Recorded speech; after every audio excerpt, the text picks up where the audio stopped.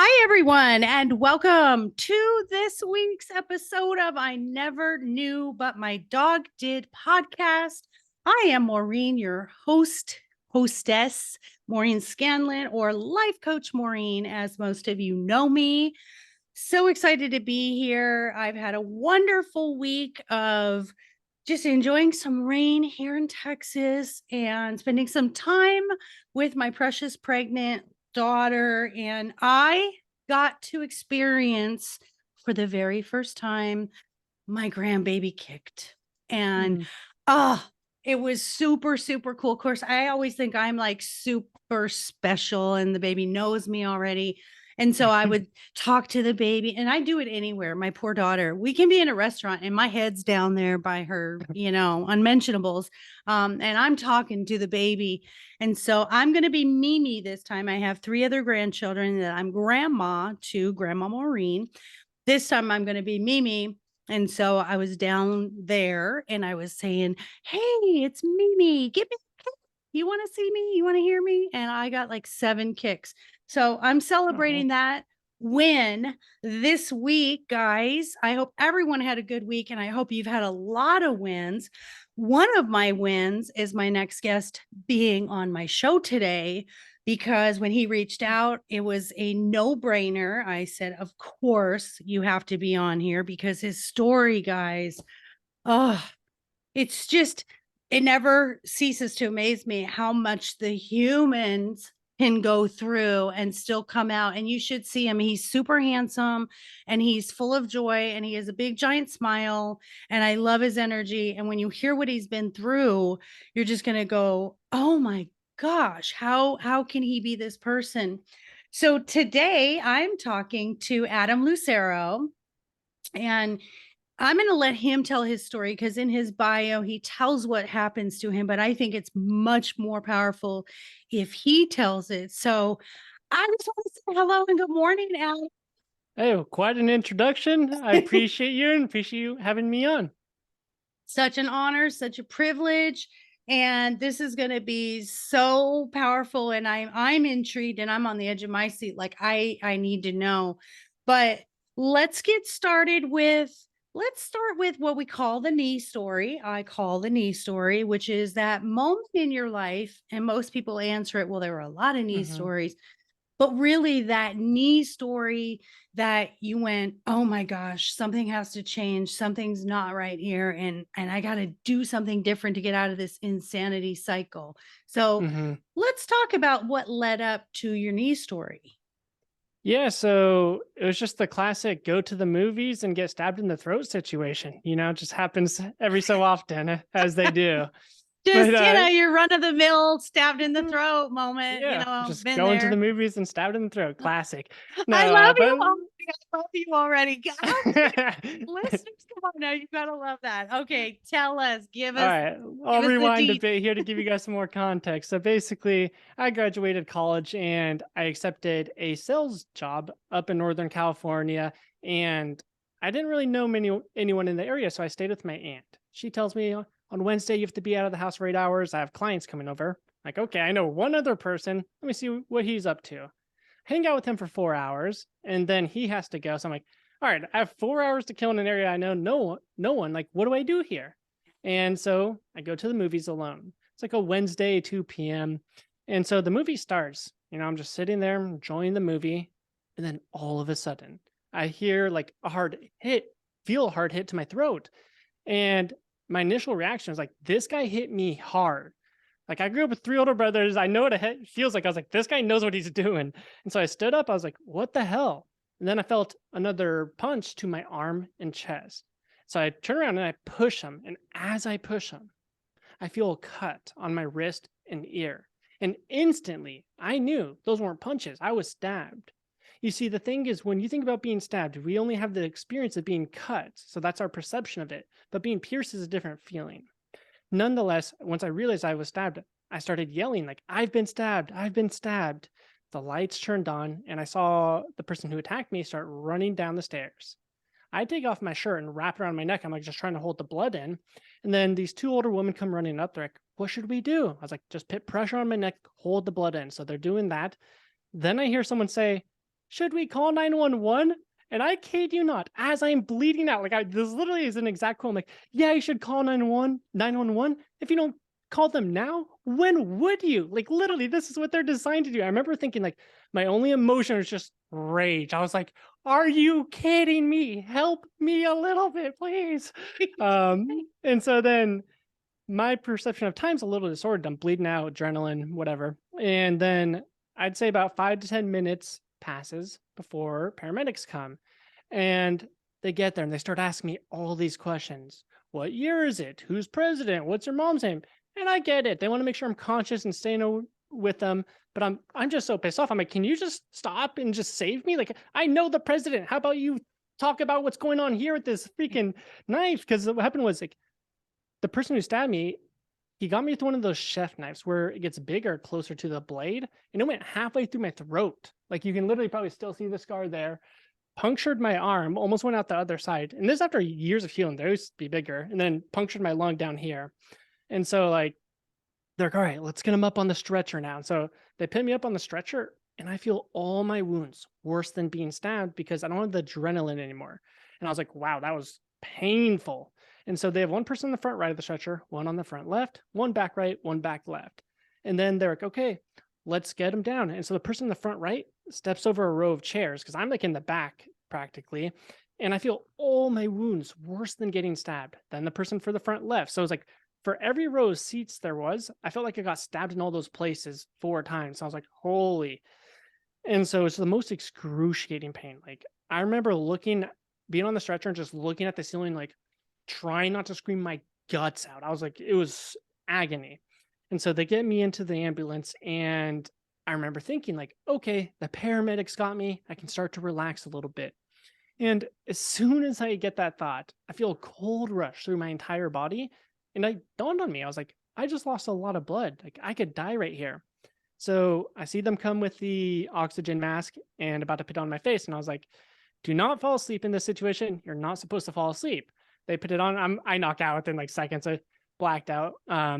Anyways, and then I wake up 7 days later. I'm living off tubes. I came out of a coma, living off tubes. I am just weak and broken. Like, I can feel myself not having the nutrients I need. My body just weak. And it was just at this point where I felt broken, not only physically, I lost every ounce of muscle from weightlifting, but mentally. I started to doubt myself. I was like, can I still run a business, or is my potential in life going to rot away? And so it was at this point I really had two options. I could give up and play the victim card, like, and have a good right to. Like, this is crazy. Like, I can't speak. I'm living off tubes. My legs don't work. Like, it's just nuts. Or I can decide to fight for it. And fortunately, I chose that second path. And basically, it's what set me on this path to learn how to optimize the human body, because I was at a point where I literally couldn't even finish eating a meal because I had such low energy. I would nap at my freaking plate, wake up and finish my meal. Like, it's just, I don't know. I'll leave it right there. No, what's so interesting to me is, a lot of people will view it as you woke up out of the coma and people are like, oh, thank God I'm alive. And Hmm. this is fabulous. And No, you're right. gave us the other spin where it's like, man, I don't know. Hmm. It's you don't have that instantaneous gratitude. It's like, oh my God, I lost so much. All that blood that ran out of you, so did the motivation, so did all the doubt, is Hmm. there, and all those that confidence you had. Now you're like, and Hmm. I'm not gonna put words in your mouth, but in a way you're like, man, I'm just a shell of who I Hmm. was. Like, how Pretty do I much. get back all that stuff that I was? Hmm. And listeners, I say this in every podcast, in every situation, for every human. It is when we choose, when we make the choice to do something different. And Hmm. Adam just said, I had two choices and I chose the one that said, I've got to fight. And I think Hmm. that's really what the I Never Knew podcast is just a bunch of fighters on this Hmm. planet who said, I just can't be bitter. I have to be better, or I can't give up. I have to fight. And so Hmm. thank you for giving us that perspective. So it wasn't an easy recovery. I can only imagine. So Oh how yeah. did you do this like step by step come back to who you Yeah, are? totally. And so there's so many parts to it. Like I had to go to physical therapy because my legs forgot how to work. Like I remember I was laying down on a bed at this angle, like 45, and they asked me, like, Adam, do you want to get up and try going to the bathroom? I was like, yes, like I want to do things that can improve myself. Like, let's do this. And I went from this position, just lifting my body up to like this position, and I felt like I was going to throw up. Like I looked at the same spot in the ceiling for 4 hours because I felt like I had super crazy spins. And if I stopped looking there, I threw up. And I was like, I'm going to throw up into tubes. Like, how is this even going to work? And so the next day we tried the same thing. I luckily got off my bed, found out my legs didn't work. So the first thing was I had to do physical therapy to get my legs working again. I had nerve damage in my tongue that prevented me from speaking and had to go to speech therapy, normal therapy. I have a metal plate in my face. I had to go to EMT. And so I had to do all these key activities, but at the same time, I didn't have the energy to do it. I couldn't think clearly. And so like you said, it was getting to this point in your mind where you say, you know what, I'm not a victim. I'm going to step into my power. This happened. Accept what happened. Because once you have that full acceptance of what happened, there's no more like pity talk, like, oh, no more feeling bad about myself. It's like, no, that happened. Like, how is me sitting there and complaining about what happened to me benefiting me? It's not. And so once I fully accepted what happened, it gave me this mental frame where I was like, okay, these are the key activities I need to do. And every single day I simply did them. And I guess the motivation came because when I was on my deathbed, I told myself, like, in 1 year, I'm going to be faster, I'm going to be stronger, and I'm going to be happier than I was before. Because before I got stopped, I was in a great place. And it just came to be from doing these activities day by day. In 1 year, I ran a 4:59 mile. I was putting up close to as much weight in the gym as I was before, not as much, but close.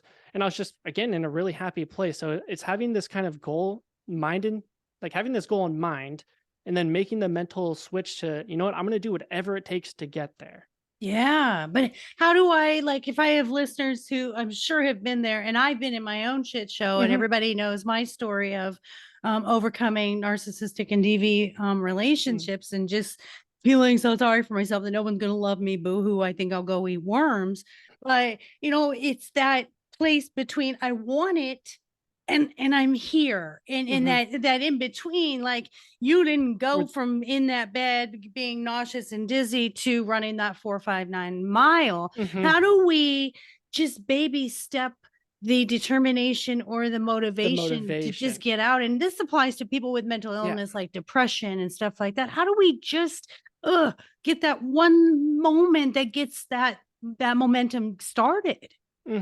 So I think it would be a little bit different depending on whether it's motivation or if it's more like mental issues, like in Mhm. terms of like negative talk and stuff like that. Yeah. When it comes to like motivation to make that changes in your life that are going to improve your life, like you working out, you eating healthy, going to bed early, whatever it is, if you fail that you consistently do that, then what usually needs to happen is, or what we do with our clients is, we ask them questions that really get them thinking, like, how are you going to feel in 3 more years if you're still not going to the gym and all these problems you have start to get worse? You're gaining more weight that's preventing you from running around with your children. Like, is that the life you want your children to have? And Mm. so when you ask these questions that show them the consequences of their actions, oftentimes I find that it really inspires people to change their actions for the good.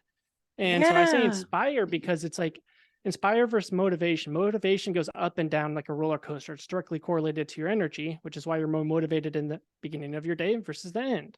But inspires comes from a place where it's like a perspective change. It's on the subconscious level. You're motivated to change your actions and it's longer lasting. And so typically that's what I would say works for most people when they lack that motivation. It's like, one, why do you want this change? You need to really dive deep into it.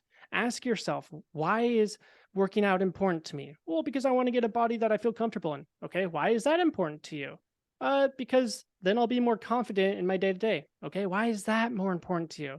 Because when I'm more confident, I can be a better father and I can provide a better life for my child. Bingo, that's your core driver. Now that you have this clarity on why it's important to you, you're going to have that inspiration. It's much more deep rooted. But most people never go deep enough. They only look to the surface level, and that's why their motivation's like this.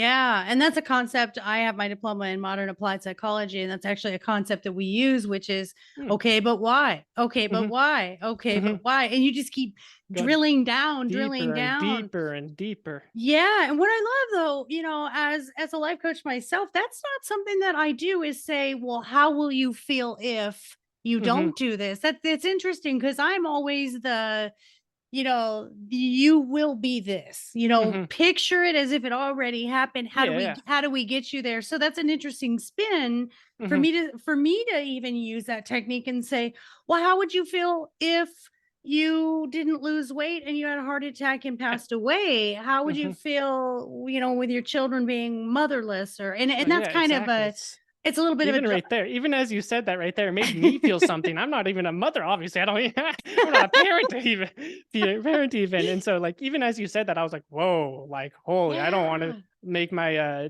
daughter or son be fatherless." Like, holy moly. Yeah, and I'll use techniques like that, like worst case scenario, because a lot of people we use these cognitive distortions, which are, the if thens or the black and white thinking or Mhm, the catastrophizing. It's like, oh, I'm going to do this, but then it's going to end up horrible. And that's mhm. kind of what you're doing is you're kind of saying, okay, if you want to catastrophize, let's go. What's the worst thing that could happen if you Yeah. don't do this change? Mhm. So I love that. I admire that you use that. And listeners, I'm just going to say this, and I say it all the time. Whether you do counselors, coaches, traditional therapy, I truly believe that life coaching is different, but I also think it doesn't matter how many life coaches are in the world. There's 100 million. We Mhm. all have something different and we're all saying the same thing and helping you because our goal is to make Mhm. you succeed. But just like this, I get to learn from Adam and be like, oh, dang, Adam can teach me something. And I think that is the beauty of the evolution Mhm. of coaching and mindfulness that we're in, and we're so lucky to be in this place, this time and space reality. So Mhm. you just gave me that epiphany. So Mm. Adam really specializes in helping people overcome traumas, but then also mainly is it with business that you help people with that motivational mindset? Yeah, so basically performance and productivity. I typically work with really driven people, whether it's high level like CEOs or higher upper ranks or salespeople since they're commission based, or mainly entrepreneurs because they're the most hungry for the change. They see the biggest benefit, right?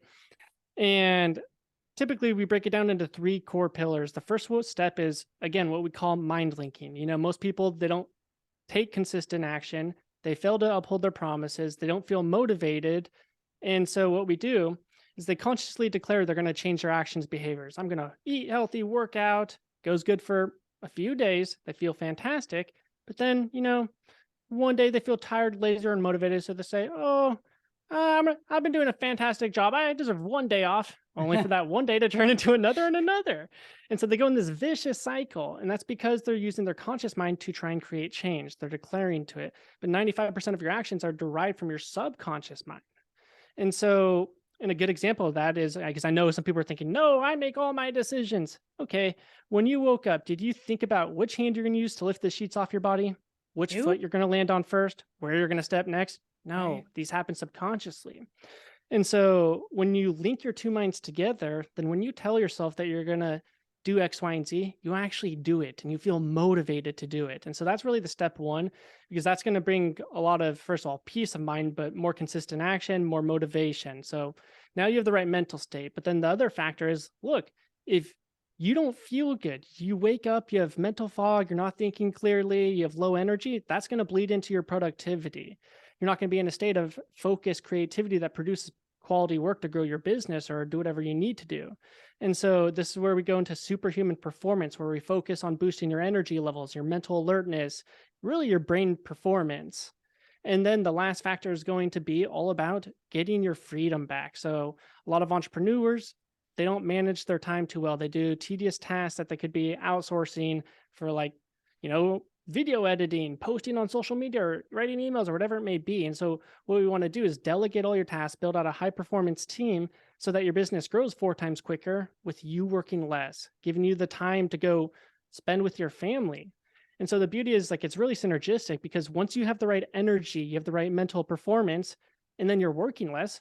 Well, now you make better decisions. You can go on a date with your girlfriend, your wife, or you can take your family somewhere because you have the energy to do it rather than being so drained that you're like, I just need to recharge and just sit here doing nothing. And so it's really a synergistic system to make it so that you're more productive and you have more free time in a sense. I could not agree with you more. And being an entrepreneur, and I have however many businesses I have now. I think I'm up to 3 or 4. Oh wow. And I consider my podcast a business because it actually Yeah. takes up most of my time, which is funny, but it's the one that I 100%. make no money at. Yeah. But it's the one that I love the most. It's crazy Yeah. that the free one is the one I enjoy the Mhm. most. Well, and coaching too. But I love that you said that because you're right. You're right. Without the energy, we can't even take action. We don't have any motivation. It's very Mhm. hard to connect your mind to a body that has no will to Mhm. do. 100%. And the freedom. My story when I started coaching, I remember on whatever it is, Yelp or Google, you put your hours, and Mhm. I literally had like 5 a.m. to 10 p.m. on there. Oh my And gosh. I would drive to people. I would drive 20 miles to go meet with someone to do a coaching session. Oh my god.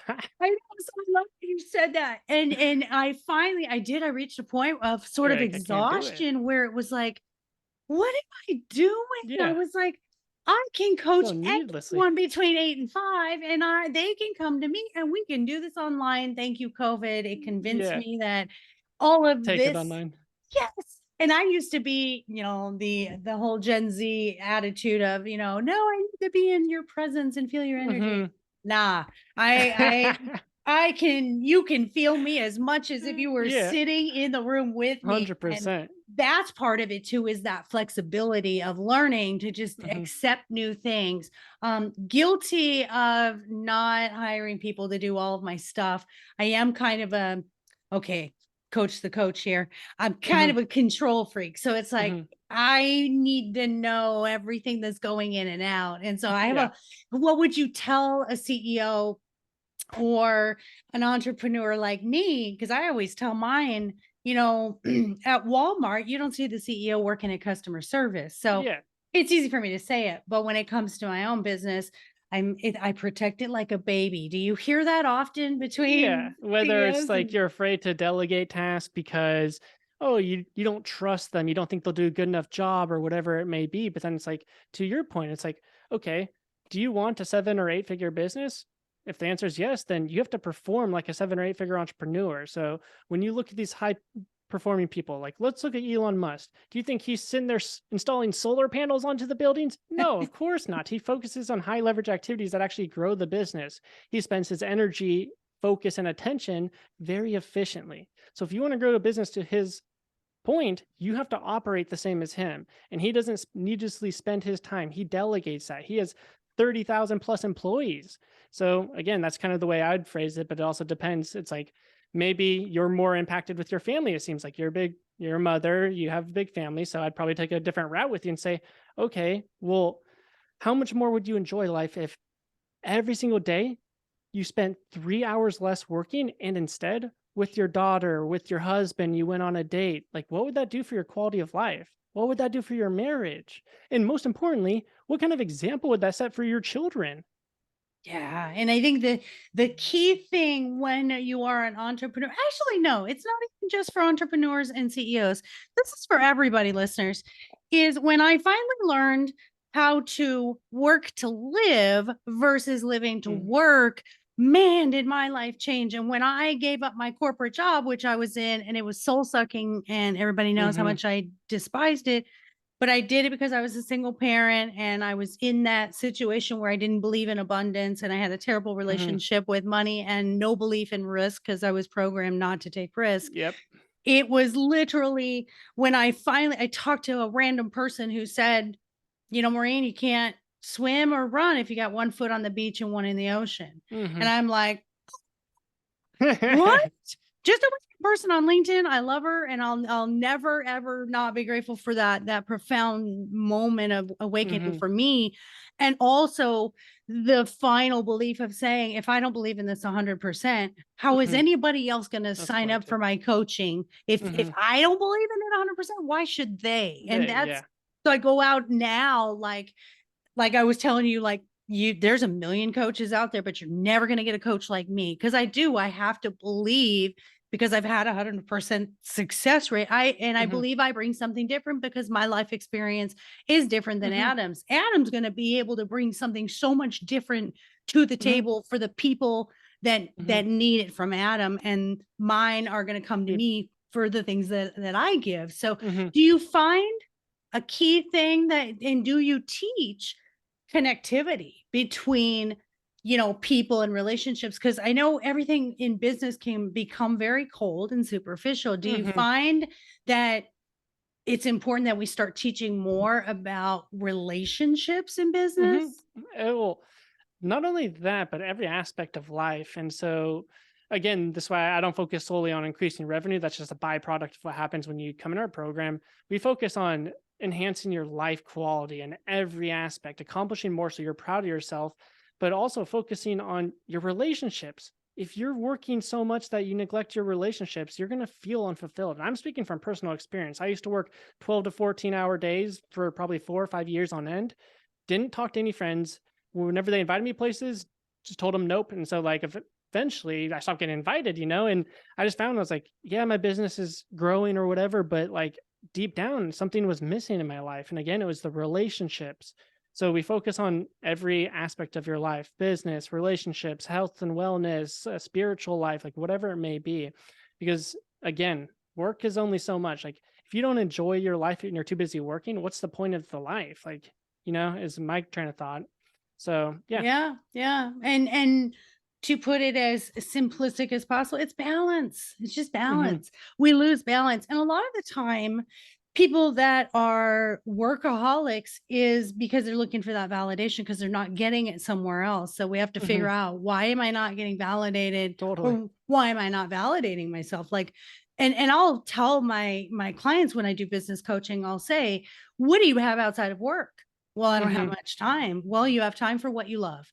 Mhm. And I really encourage something purposeful, like volunteering for a dog shelter or Mhm. at a children's hospital, or, Good for your soul. right, right. We have to find the ikigai, right? Mhm. The ikigai, Japanese philosophy. What am I good at? What can I get paid for? And what am I passionate about? That's sometimes our work is just, people go, money, money, money, money. Mhm. It pays really well. I've interviewed so many people on this podcast who said, my life was perfect, but I was miserable. Mhm. And I love when I hear that, because on the outside, on paper in On black paper, and white, perfect. it looked great. I had a good marriage and I was Mhm. making really good money, but it's the fulfillment. Fulfillment. Yeah. And when you're not fulfilled, you're not passionate about what you do. And when you're not Mhm. passionate about what you do, you have no Every day feels like an motivation. uphill battle. You're just pushing through the motions. Yeah. I love that my precious mother, who taught me work at a job that you hate for 40 years and then retire and live life, actually Mhm. said, when I retired and started this business and told her how much I love what I do, she said, you'll never work another day in your life, Maureen, when you do what you love. Mhm. And I thought, how ironic coming from her. So Yeah. it's probably the fact that she did that And then she and realized it wasn't. wanted to do something different, but just didn't have the means, the bravery, Mhm. whatever it was. So I think it was her way. Although she's a kiss the kid when they're sleeping kind of mom, Mhm. I think it was her way of saying, I'm proud of you. And Yeah. so, but isn't that so true about Mhm. just, we just don't balance. We just Um, don't well, it's balance. it's tough to, especially if like things aren't going good in your business too. Then it's like that has stress, and you want to focus on that, and then you neglect some other areas. So it's definitely is hard to find that balance, especially as an entrepreneur. You know, you can get so caught up in your business too because it's your baby, and it's like you almost have to be addicted to it at a certain point, or addicted to it to grow it. Like that's just the honest truth. So yeah, definitely it's hard finding that balance, but it's kind of a journey. I'd say, most entrepreneurs don't have it right away, but then they go through experiences like yours or mine where they're like, well, shit, I was doing this wrong. Like, I don't feel fulfilled. I feel like I'm missing relationships, and so yeah, it's just a journey to kind of figure out what works for you. Yeah. And what advice would you give someone like me? Like, I've had a lot of people come to me and say, "We can help you grow to 10-figure coach or whatever." And I'm like, "But I really like where I'm at." No, I'm not, definitely not even a six-figure coach here. But Mhm. the fact of the matter is I love the schedule I have, and Mhm. I don't need 10 clients a day. That would stress me out. I don't want Mhm. 10 clients a day. But there's that fine line, like, do you wanna be successful? Well, what does success look like to each person? For me, Mhm. this looks like success Mhm. because you know what? I don't need 10 clients. I have 3 clients a day that are very, very successful, Mhm. but I also have sort of this anti, grind mentality. I'm Mhm. definitely not of the millennial mindset where it's like grind, grind, grind, grind. I'm Yeah. kinda like, I can talk to someone, I cannot talk to someone. What I do is love my coaching, love my podcasting. So I'm going to put my energy Get you into into that. what I love. Mhm. And yeah, is as lucrative if I, grind and try to, get 15 clients a day. I don't want to do that. So what do Mhm. you tell people? Am I like the anti client for you? No, again, I mean, it just ultimately kind of depends what your goals are, So it's like, yeah, if you're perfectly fine how you are now, but if you could also increase it to the point where it's like you're helping more people, you just change kind of how your offer is structured. Maybe it's more group or something so that you can serve more people and also make more money. But again, it depends. Do you need the more money? Is that going to improve your quality of life? Would that improve your daughter's quality of life? And so it just really depends, but you can always still grow your business without spending more time and energy by doing that more efficiently, but in changing offers and structures like that. But That's again, yeah, just great. kind of I depends. love that you just said that. That's helpful to people like me because you Hmm. just said you can help more people with the same amount of time Hmm. of coaching one on one. You could do group therapy. That sounds way appealing to me Hmm. because for me, it's getting that message out to more people on Hmm. how to love yourself and how to find your self worth. So that's cool. You just gave us an insight Hmm. into what your business sense is and what your business does for people, your coaching does for people, because we can tweak it to Yeah, and what so fits for each person, right? 100%. So that's kind of what we actually do is like one of the very first steps is we want to figure out what your end game is in all areas of your life. What kind of business do you want to have in 30 years? How much free time are you going to have? What are your relationships going to look like? What's literally once you have this end goal, then you can kind of reverse engineer it and you're like, okay, well, I want to have a seven-figure business, but still only work 20 hours a week. You can create that, but you need to have that clarity in order to make sure that the actions you take align with that end goal. Does that make Yeah. sense? Completely, completely. And Hmm. you'll hear about even in the mental health world and the motivational speaking world, which, for me, I'm going to be on that lawn chair sitting across from Oprah one day talking to Hmm. her about how successful my method has been. That's just my Hmm. goal, whether I'm Love it. Brene Brown, Marie Corleone, whatever, that's going to be me. Mhm. But you're, like you said, how you get there and how much time you want to spend, but you will hear 90% of people who did the grind, Mhm. CEOs, celebrities, whatever, they've reached a point of burnout. Mhm. And that's a 100%. big one because if you hit burnout, you could shut it down, you could burn it down and not want to Mhm. go back. What do you think burnout indicates to us? Overworking and not listening to your body. There's always gonna be signs that you should stop working, but instead you go drink coffee to power through, you disregard your sleep, you don't make those necessary changes. And again, this is literally what we try and combat by achieving more superhuman performance. Get to a point where you're consistently waking up, you have the perfect health, so you wake up energized, focused, and then you're less likely to reach burnout. Obviously, if you don't take care of your health, you're more likely to reach burnout. It's literally that simple. It is. It is. And I'm in the middle of a course on anxiety and panic attacks. Mhm. And one thing I learned and I did not know is a burnout is actually one of the highest levels Mhm. of anxiety buildup that we Oh, geez. get. And you think burnout just I'm just Kinda makes sense. exhausted. I'm just focused. No, it's this buildup of anxiety that's Anxiety. never had a release, Mhm. right? And it Mhm. ends up being what, and I think burnout, what we call burnout today, is what they used to call. I had a nervous breakdown. Remember years ago, they'd say I had Mhm. a nervous breakdown. Well, it's pretty much one and the same. Yeah, You're just different you're term. your body has to have a release. You've got to exercise, you've got to be out Mhm. in nature, you've got to dance, listen to music. Everybody knows I'm big on let it out. You've got to Mhm. release. It's where our bodies are a pressure cooker. And Mhm. we have to slowly let out steam, and you can do it daily or you can wait until the top blows off. But Yeah, exactly. It's coming out either way. It's a matter of what form do you want it to come out at. it's gonna happen. It is gonna happen. And we Mhm. hope that it's in a healthy way, but a lot of us will, insert alcohol and drugs and sex Mhm. and food and think that that's giving us release. And it's really not. It's building more of that pressure. I just think you're so amazing. And I want to know, like, you were living with your aunt. Like, how did she find you? How did she find out you were in the hospital? That had to be so Yeah. scary for your family. Oh, yeah, totally. No, my family was just like, I mean, yeah, it was absolutely crazy. I don't remember too much of those because I was in a coma for 7 days, but from everything they've told me was that essentially my mom got a call from the hospital and then she called everyone else. And what happened was I have 3 older brothers, they're all married, and then I have my parents, and pretty much everyone came, got like a house right next to where the hospital was. And so it was really nice having that support. And then I had friends come visit me as well. And so like that really helped because being in the ICU alone would be terrible. First of all, you're so bored. Like you're just sitting there 12 hours a day doing nothing, probably more. The sleep was terrible because another time. But Yeah. yeah, so it's just really nice having that support for sure.